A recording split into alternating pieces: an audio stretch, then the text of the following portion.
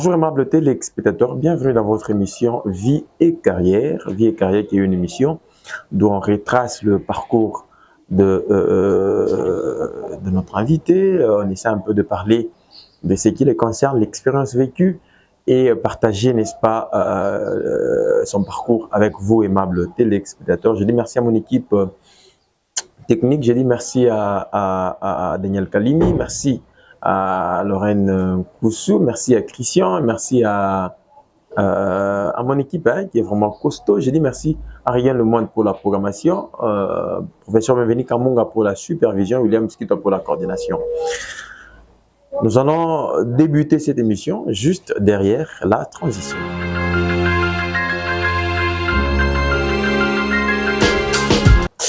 Voilà, nous sommes de retour déjà dans l'émission Vie et Carrière. Et aujourd'hui, spécialement, nous allons recevoir pour vous une femme très forte. Lorsque je dis très forte, je sais le pourquoi. Et je crois nous allons avoir de bonnes minutes. Question de partager avec notre invité d'aujourd'hui. Il s'agit de Madame Mimi Faïl. Bonjour et bienvenue dans Vie et Carrière. Bonjour, bonjour également aux téléspectateurs qui nous regardent et merci pour l'invitation. Pour les intimes, Dame Mimi, pour ceux-là, Maman Mimi, pour les autres, Mimi, Michel sur la musique, pour les autres, beaucoup de gens. Comment on vous appelle en bref? Mimi Faïl Kavou, c'est mon nom, et donc je suis congolaise, des nationalités.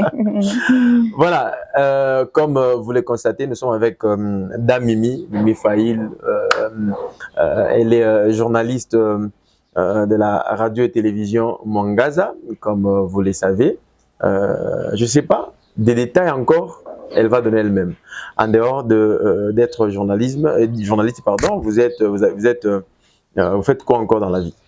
Oui, je suis journaliste tout d'abord, ça il faudra le dire, parce que c'est une carrière que je respecte beaucoup. Okay. Journaliste de formation, parce que j'ai fait des études en journalisme à l'université de Lubumbashi, là où j'ai obtenu ma licence en SIC, sciences de communication et de l'information et de la communication, oui.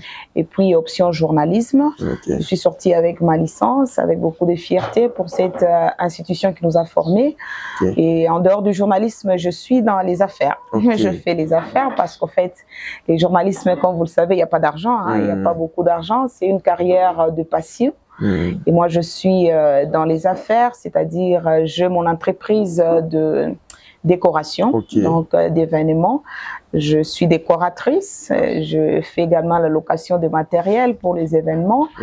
Et aussi, en dehors de cela, je suis manager dans une grande maison de production à Lubumbashi, Planet Studio, là où je joue le rôle de management. Vraiment?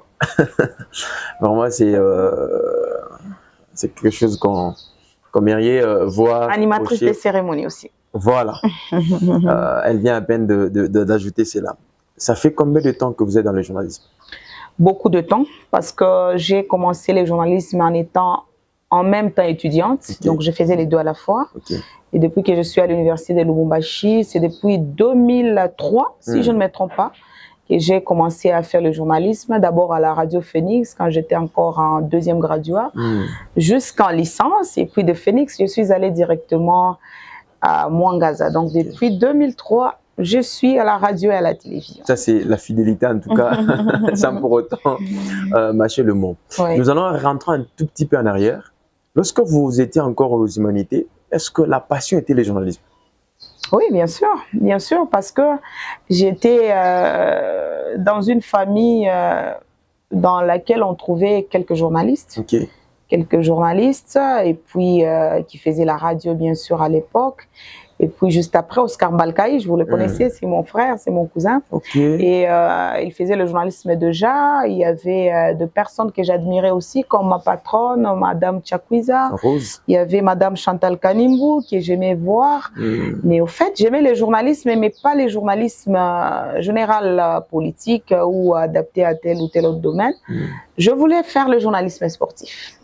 Et voilà, parce qu'il n'y avait pas de femmes dans ces domaines. Après un temps, vous êtes directement jeté dans ces domaines-là? Bien sûr, parce que je m'étais dit, depuis l'enfance, je ne voulais pas trop être féminin, c'est-à-dire avoir des comportements comme des femmes.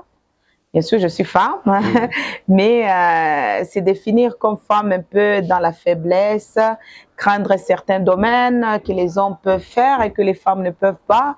Ça, je ne voulais pas. Je ne voulais pas. Pourquoi? Parce que je brillais déjà à l'école. J'étais toujours première de la classe. Et derrière moi, si je fais un pourcentage donné, c'est lui qui me suivait. Si c'est un homme, il avait même 8 points d'écart ou 10 points. C'était la fierté. Et je me disais, je dois faire un domaine qui n'est pas trop féminin.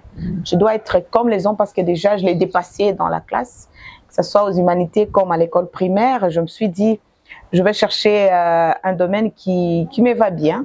C'est ainsi que je fais la section littéraire. Et après la section littéraire avec la jeunesse, on se disait toujours quand on est en littéraire, on est journaliste. Voilà, on est journaliste. Et il fallait maintenant achever les projets, c'est-à-dire aller jusqu'à l'université. Quand je viens à l'université, j'avais ma grande sœur qui faisait la faculté des droits. Et du coup, elle voulait que je sois comme elle. Elle m'a amenée à la faculté des droits, que je ne voulais pas. Mais au fait, littéraire, droit, journalisme, c'était presque parce qu'on a le latin partout. Et je suis allée en premier graduat droit sans le vouloir parce que j'étais encore boulette. Je ne savais pas si il y avait une orientation en journalisme à l'époque parce que c'était justement la 2e ou la 3e promotion en journalisme, en faculté des lettres. Et juste après, j'avais découvert qu'il y avait une faculté de lettres et qu'il y avait l'option journalisme. J'ai pris mon transfert pour aller directement en 2e graduat à la faculté des lettres et pour faire ce que je voulais faire. C'est comme ça que je me suis retrouvée licenciée en journalisme. En tout cas, nous sommes en train de saluer le professeur Dikan Kazadi. Oui, il m'a enseigné. Il m'avait enseigné aussi. Je me rappelle, c'était un jeu, hein, il m'a donné aussi cours. Et Christian Kondamuto qui de même aussi, le professeur. Vraiment. Nous sommes en train de poursuivre cette émission avec Mimi Faïl. Nous sommes en train d'avancer petit à petit. C'est vrai, vous avez embrassé la faculté des lettres et après un temps, vous avez fini. Vous savez quand même que vous avez donné le goût aux femmes quand même du Haut-Katanga de faire le journalisme. Oui, bien sûr, je sais, parce que si je dois rentrer un peu dans la mémoire, je dois être parmi les premières femmes à faire le journalisme sportif. Surtout ça. Dans la province, parce qu'avant, il n'y avait presque pas. Il y avait seulement Kinshasa, avec les Baïla qui étaient à Digital Congo, il y avait Mazé qui était à Antenne A. Et ici à Lubumbashi, ce n'était que des hommes. C'était que des hommes, parce que les femmes fouillaient trop les journalismes sportifs. De peur par manque de connaissances dans ça. Parce qu'en fait, il fallait avoir des notions dans le foot, dans les disciplines sportives. Il fallait maîtriser. Et surtout qu'on a toujours dit que c'est pour les hommes, foot, voilà. Le sport, c'est pour les hommes. Tout à fait. Et alors, il fallait que je sois là pour faire ce domaine-là. On était à deux. On était à deux. Si je ne me trompe pas, avec une consoeur, Nadine Kansa, qui était à Digital Congo comme correspondante, et puis il était à Zénith. Moi, j'étais à Radio Phoenix Université. C'est ainsi que j'ai été encore boostée par quelqu'un que je n'oublie jamais, Guillaume Kazadi, qui m'a encadré pour mes premiers pas dans le journalisme sportif. Il m'a encadré tellement et je me suis adaptée très, très rapidement avant de faire la télévision quelques années plus tard. Quelques années plus tard, et puis vous vous êtes retrouvée directement dans le journalisme sportif et vous avez évolué. De peur que les histoires qui s'est passé auparavant, lorsqu'il y a un match, il y a des histoires, il y a le bagarre, mais nous retrouvons Mimi Faïl sur le terrain. Est-ce qu'il n'y avait pas eu de la peur en disant qu'il peut y avoir quelque chose de mal qui pourra vous arriver ou pas? Oh non, pas du tout. D'ailleurs, j'ai oublié un détail. Moi, de toute ma vie, je faisais le théâtre. Je faisais le théâtre. J'étais actrice. Quelle révélation encore. Oui, j'étais actrice. J'ai joué sur le même podium avec Christian Kounda à la faculté des lettres. Donc, c'était nos aînés. On était dans la même troupe, la synthèse, de la faculté des lettres. Même depuis de temps, je faisais le théâtre. Donc, je n'avais pas du tout peur des gens. Je n'avais pas du tout peur des gens. J'étais déjà habituée à parler devant les gens, à être dans la foule. Et du coup, dans mon enfance également, je fais le foot. Donc, je jouais au foot.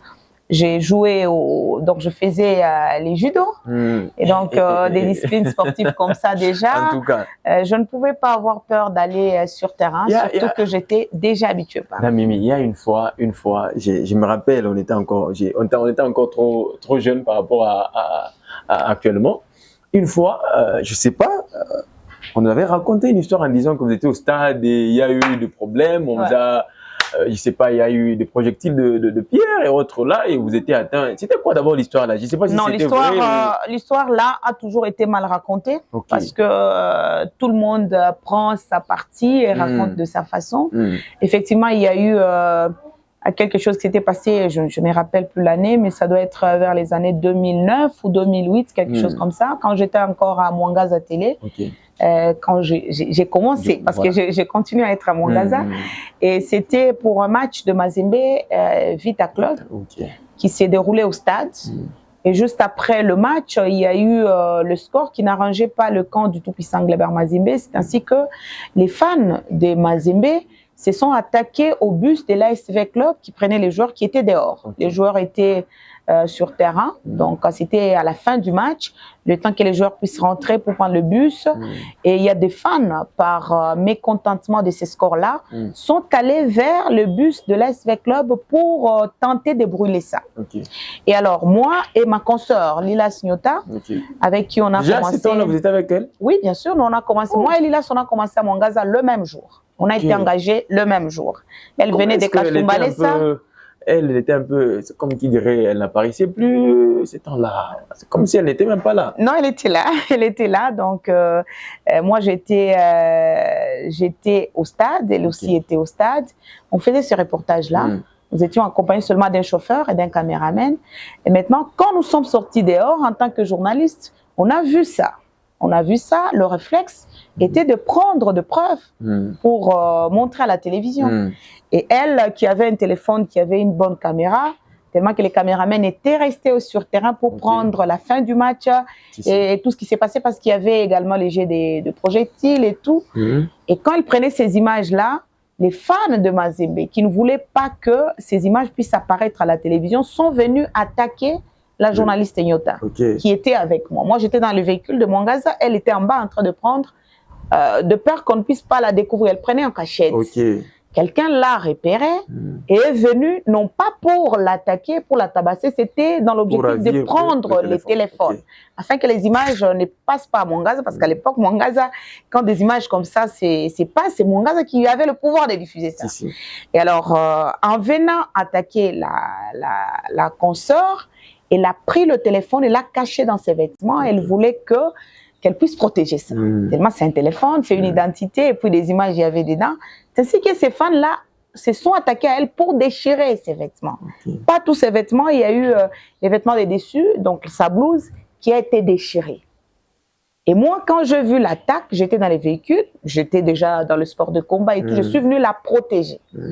Pour que c'est une femme, on ne pouvait pas la laisser torse nu et tout.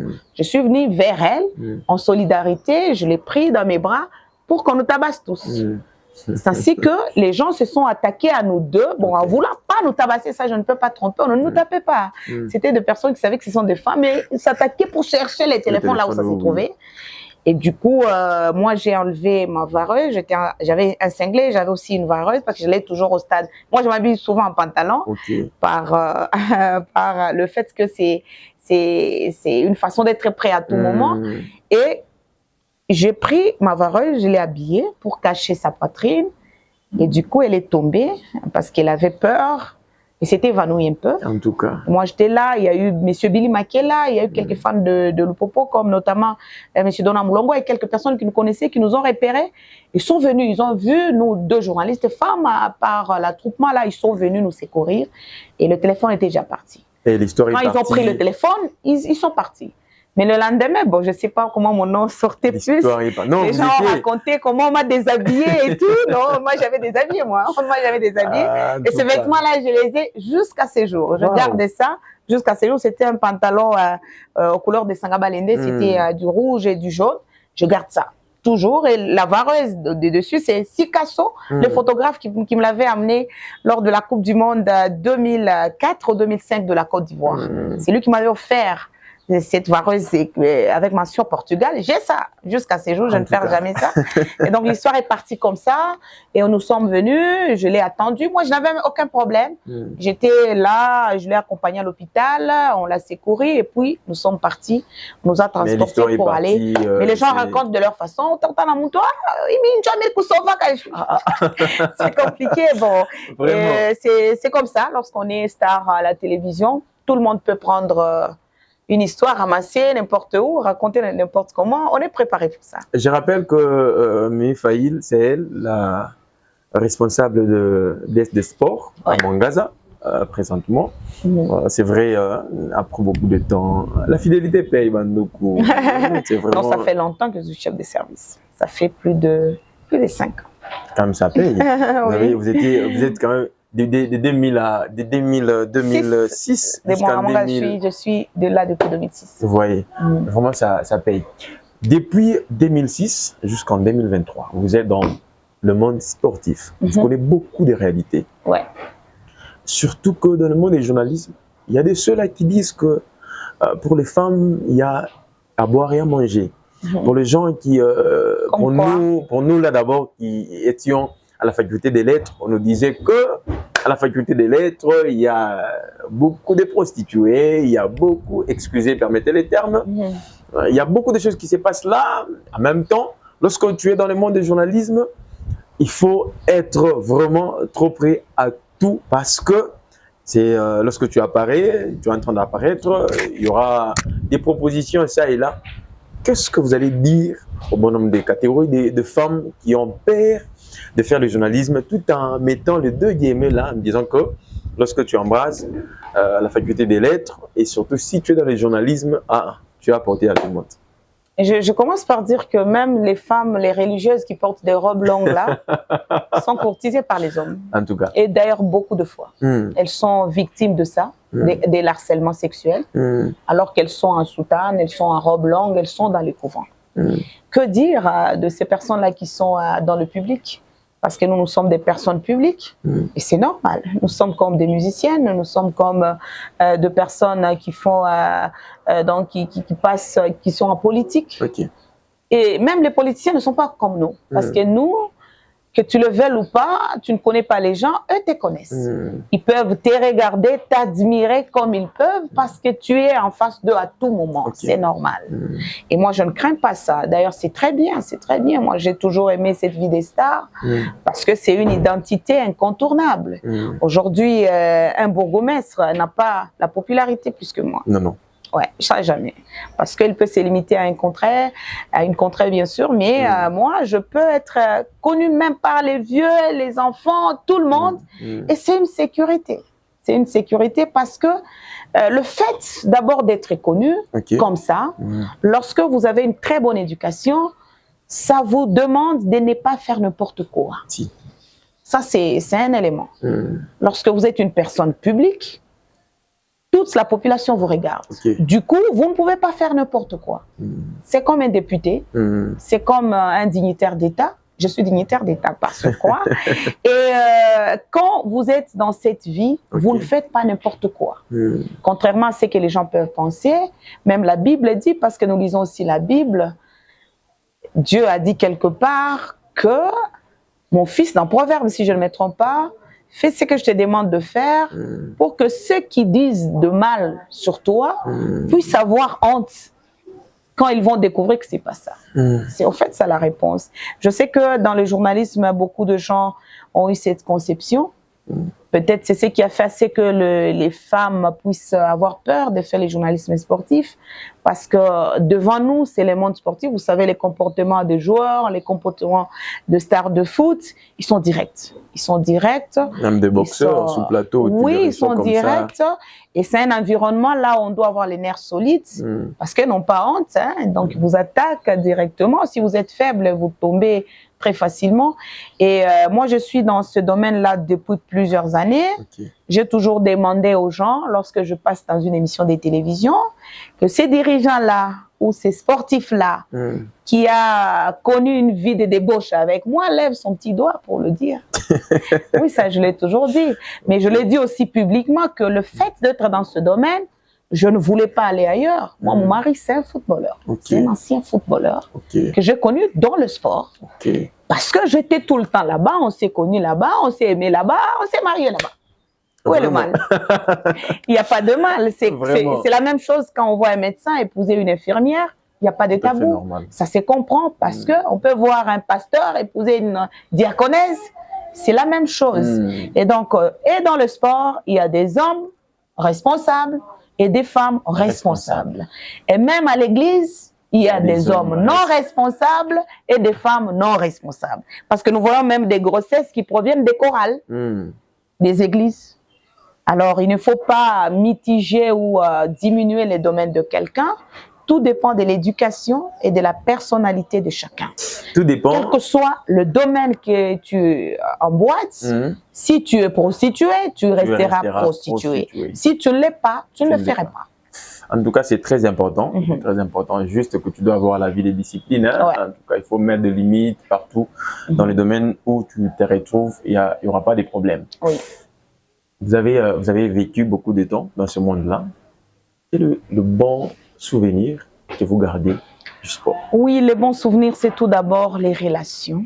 Les relations, le domaine sportif m'a donné beaucoup de relations parce qu'aujourd'hui, tous ces grands dirigeants qui sont dans le foot, dans le basket, dans le volley, ce sont des personnes de haut niveau. Il y a des autorités. Aujourd'hui, nous avons un gouverneur qui est président de l'Upopo. Et le fait d'être président de l'Upopo, je peux les côtoyer très facilement. Que lorsque je ne suis pas journaliste, pour aller les côtoyer, il faut passer par des audiences. Mais dans le sport, je peux le côtoyer comme je veux. Et il y a le chairman Moïse Katumbi qui n'est pas un monsieur à présenter. Aujourd'hui, si un monsieur comme celui-là me donne beaucoup de respect, c'est parce que je suis journaliste. Lorsqu'il me voit en route, il vient, il me salue, il me donne de respect, ça me fait du bien. C'est pour dire que cette carrière, c'est une carrière qu'il faut beaucoup protéger et bien faire. Donc, il faut bien le faire parce que ça crée beaucoup de relations. Et si vous avez l'esprit ouvert, vous pouvez créer un domaine spécifique qui peut vous faire beaucoup d'argent grâce à ces relations. Surtout ça. Et puis, d'autres éléments que je peux dire en tant que bienfait, c'est le fait d'avoir fait des reportages de grande dimension dans ma carrière, notamment la Coupe du Monde. Je couvert la Coupe du Monde seule, comme Congolaise, dame, en Afrique en 2010. En dehors de mes confrères Kassonde, Jean-Marc Kitingue qui est décédé, Nadja. Et sinon, j'étais seule en RDC qui s'est retrouvée en Afrique du Sud pour faire la couverture de la Coupe du Monde. Et ça a été un très bon souvenir pour moi. En dehors de ça, de grandes compétitions telles que la CAN, le CHAN, accompagner l'équipe nationale, ça a été des histoires que je rêvais voir et j'ai su faire ça grâce aux journalistes. C'est des bienfaits. Avant que nous puissions passer aux mauvais souvenirs, nous avons remarqué à un certain moment, lorsqu'un journaliste, surtout dans le monde des sports, Anato Chatou Kichwakalo Kouevi Kinshasa na Molopole Nenda. Mais Damimi, elle reste toujours à Lubumbashi. C'est quoi? C'est vous qui ne voulez pas aller à Kinshasa ou encore vous voulez toujours rester à Mwangaza? Parce que vous avez déjà mis vos racines à Mwangaza. Non, il faudra dire que plusieurs fois j'ai été sollicitée pour partir à Kinshasa, mais seulement je ne suis pas habituée de cet environnement-là. J'aime pas du tout rester là-bas. Ce n'est pas que je ne voulais pas. J'ai été sollicitée à Digital, à Télé 50, partout là, mais seulement je suis trop locale. J'aime trop ma ville. J'aime trop ma ville. Et puis je suis à tout moment reconnaissante lorsque quelqu'un me fait du bien. Aujourd'hui, Mwangaza m'a pioché, Mwangaza m'a repéré, Mwangaza m'a mis sur la toile et je ne peux pas quitter Mwangaza comme ça. Donc je veux quitter Mwangaza au moment où je veux voir que ça ne va pas ou que je ne suis plus à mesure de servir ou que j'ai créé ma propre histoire ou encore je pars à l'international. Ça, je peux quitter. Mais pour l'instant, vu que c'est parmi les meilleures chaînes de la ville et de la province, pourquoi quitter les meilleurs pour aller dans ce qui est moins meilleur? Vraiment, je préfère être là, je suis encore là. Avant que nous puissions chiter, je crois, merci, avant que nous puissions chiter, des mauvais souvenirs. Les mauvais souvenirs, c'est ce que vous m'aviez raconté tout à l'heure, les ondits. Les gens racontent trop des bêtises sur nos vies. Et même quelqu'un qui n'a pas de preuves, il raconte n'importe quoi. Moi, on m'a attribué des maris ou des concubins partout, jusqu'à m'attribuer 13 hommes pour tout, qui est mon beau-frère, qui est le mari de ma sœur. Donc, il y a des gens qui ont dit des histoires. Il suffit seulement, vous êtes en relation avec un footballeur ou un dirigeant sportif. Non. Ça, ça fait mal à un certain moment. Au début, là, quand on était encore dans l'apprentissage, ça nous faisait mal, ça nous décourageait, mais avec le temps, bon, on s'en fout. Mais sinon, c'est des très mauvais souvenirs parce que lorsqu'on diminue la réputation de quelqu'un, ça peut rester pour des générations. Mais heureusement qu'on n'est pas dans ça. C'est ça l'avantage qui fait assez qu'on ne s'intéresse pas trop à ça. Les mauvais souvenirs aussi, ce sont des attaques. Parfois, on est buté aux attaques lorsqu'on veut faire la réalité des choses. On veut dire la vérité dans nos émissions. Vous êtes attaqué, vous êtes insulté, on peut vous battre. Mais bon, on tient le coup parce qu'on aime ce travail. Même des menaces au téléphone? Oui, bien sûr, plusieurs fois. Ça continue d'ailleurs. Chaque journaliste, surtout dans un monde de rivalité, Mazembe ou Popo, ça dérange un peu. Votre mari n'en fait pas un problème par rapport à ça? Non, pas du tout. Pas du tout. C'est un ancien footballeur. C'est-à-dire, c'est pourquoi d'ailleurs je voulais mettre l'accent sur ça. Je préférais avoir un mari footballeur. Pourquoi? Parce que je voulais quelqu'un qui allait comprendre ce que je fais. Parce que ce que je fais, le travail que je fais de journaliste sportive, un mari qui n'est pas dans ce domaine ne peut pas accepter. Parce qu'il y a des fois, vous êtes sur le terrain, vous devez terminer tard, vous êtes entouré par des hommes de chaque catégorie, vous avez des blagues avec des sportifs. Si quelqu'un n'a pas vécu cet environnement, vous pouvez divorcer plusieurs fois. Et donc, c'est bien, ça me va parce qu'il comprend. Et je suis dans ça. Avec les différentes réalités là, vous regrettez d'avoir embrassé ces domaines-là? Je ne regrette pas. Je ne regrette pas et je n'envie pas d'autres domaines. Voilà pourquoi je ne suis pas candidate à la députation. Je n'aime pas du tout. Je préfère être journaliste. Et ça me va jusqu'à la fin de ma vie. Et peut-être associer à cela un autre travail qui peut me donner un peu de gain. Mais le journalisme, j'aimerais rester journaliste jusqu'à ma mort. J'aimerais que vous puissiez parler avec une jeune fille qui a à l'embarras des choix, surtout dans, je sais pas, elle va commencer peut-être la G1 bientôt là, et ceux-là qui doutent encore pour le journalisme. Il y a de ceux-là peut-être qui n'ont pas fait le journal et la faculté des lettres, mais elle veut bien embrasser, mais suite au découragement et autres là, elle commence à douter. Qu'est-ce que vous pouvez dire à ces jeunes filles? Je parle plus de la femme parce que à un certain moment, on a plus l'intention de marginaliser la femme par rapport à ce domaine. Même dans les directions de sport, plusieurs fois quand il y a des femmes dans les desks sport, les hommes ont tendance à dominer et tout, mais ça me fait du bien parce que ma patronne m'a donné cette valeur-là. Moi, je dirige les hommes dans mon desk de sport. Tous, ils sont des hommes. D'ailleurs, actuellement, je suis restée seule. Je suis restée seule aux côtés de quatre hommes. Et ça me fait du bien parce qu'ils me comprennent, je travaille avec eux comme une mère. Et je m'aimerais dire à la jeune fille qui aimerait bien embrasser notre domaine que nous avons besoin de la relève à un moment. Nous serons obligés de laisser ça pour faire autre chose. Mais il ne faut pas avoir peur. Surtout que nous sommes venus dans ces domaines parce que nous avons eu la passion. Lorsque vous avez cette passion de faire le domaine sportif en journalisme, il faut y aller avec son cœur. Il ne faut pas y aller parce que tu as vu Mimi Faïl faire le journalisme sportif. Sans la passion en toi, mais non. Il faut d'abord aimer ça, avoir cette passion. Bien sûr, on a des idoles qu'on a, mais y aller avec personnalité. Parce que quand vous avez la personnalité, vous resterez populaire des années et des années. Même si des générations viennent après vous, vous resterez populaire. Comme là, lorsque vous passez quelque part, oui, quand vous passez quelque part, quand vous passez au micro, les gens savent qu'elle est là, elle passe. Mais si vous venez pour des intérêts que vous connaissez, vous venez parce que vous avez besoin de rencontrer les dirigeants, avoir la facilité d'avoir des copains dans le domaine sportif, vous n'irez pas loin. J'en ai vu beaucoup de jeunes filles qui ont fait ça, ont arrêté 1 année ou 2 années après.